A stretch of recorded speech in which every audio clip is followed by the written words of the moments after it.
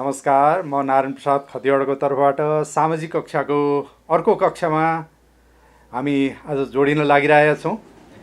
हामीलाई विशेष गरिकन के हुन्छ भने परीक्षामा कतिपय प्रश्नहरू हामीले प्रश्नको उत्तर गर्ने तरिकामा अलिकति फरक परिरहेको हुन्छ त्यो बुझाइमा।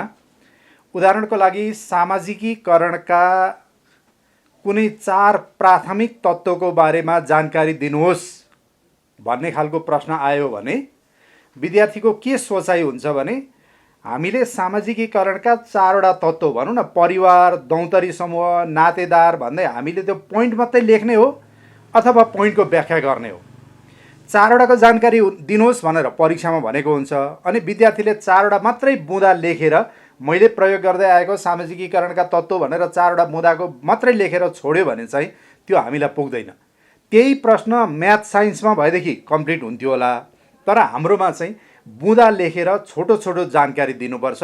त्यो कारणले क ख ग घ गर्दै बुँदागत रूपमा जाने अनि सँगसँगै छोटो जानकारी पनि दिँदै जाने। पहिले बुँदा टिपोट गरेर अनि प्याराग्राफमा दिने होइन कि बुँदासँगै छोटो छोटो जानकारी दिँदै दिँदै बुँदागत रूपमा लेख्नुपर्छ।